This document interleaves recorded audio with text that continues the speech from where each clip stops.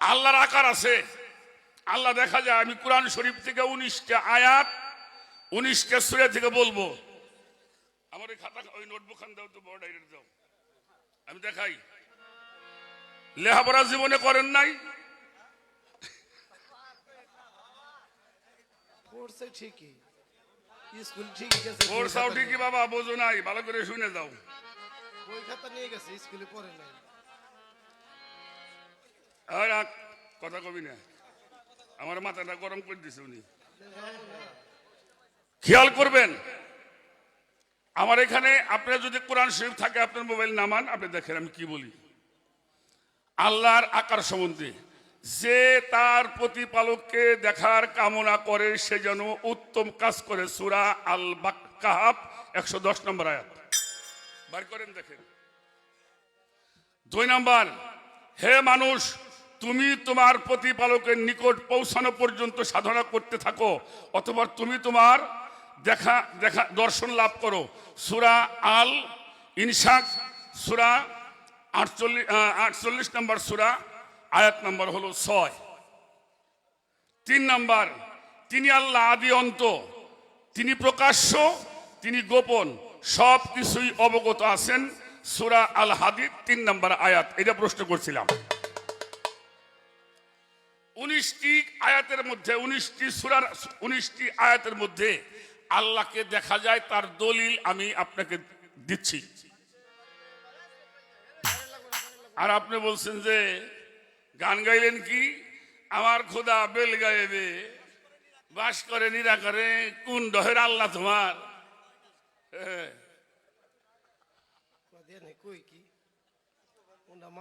আমি শুনি, আমি বলি, আপনি শোনেন। ফাতোয়া দেওয়ার আগে বুঝবেন, আল্লাহ যে বিষয়টা, এই যে আল্লাহ আল্লাহ করি, এটা কি? এটা কি? এর ডেফিনেশনটা কি? এর বাস্তবতা কি? এটা আপনি আমি সমাধান দিতে পারবো? আল্লাহ সমাধান দিবে। আল্লাহরে কেউ প্রশ্ন করছে, আল্লাহ তুমি কি?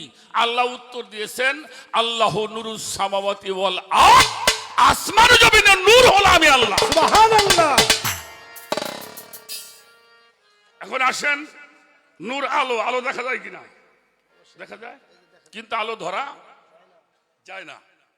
এবারে আসেন, কোন মানুষ যখন, এটা হাদিস বুখারীর মধ্যেও আছে, কোরআনের তাফসীরের মধ্যেও আছে, কোন মানুষ যদি সাধনা করিয়া, মুরাকাবা, মুশাহাদা, মুবাশশিরা করিয়া, ফানাফি শায়েখ, ফানাফি রাসূল করিয়া যিনি বাকা বিল্লার স্তরে পৌঁছায়, আল্লাহ বলে আমি তখন ওই মানুষটার 2টা হাত হয়ে যায়। সুবহানাল্লাহ।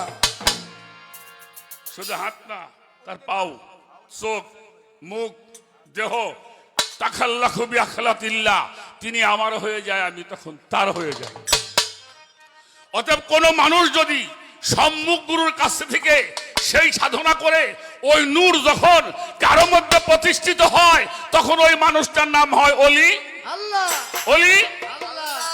এই জন্য আল্লাহ পাক কুরআন শরীফের সূরা ফাত্তার প্রথম রুকুর 10 নম্বর আয়াত, ইন্নাল্লাযিনা ইউবায়ুনাকা ইউবায়ুনাল্লাহি ইন্নামা ইয়াদুল্লাহি ফাওকা আইদিহিম।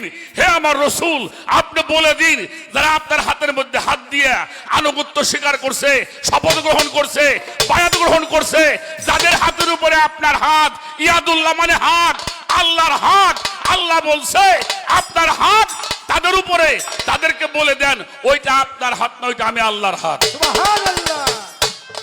এই দেখো আল্লাহ আকার হয়ে গেছে। পারলে এটার উপর একটা দলিল খাড়াই দিবা, এটার ওভারটেক করবা, গালাগালি পারবা না। একটা এলোক কইতে পারবে না আমি কোন শরীয়তের কোন লোককে খারাপ বলছি।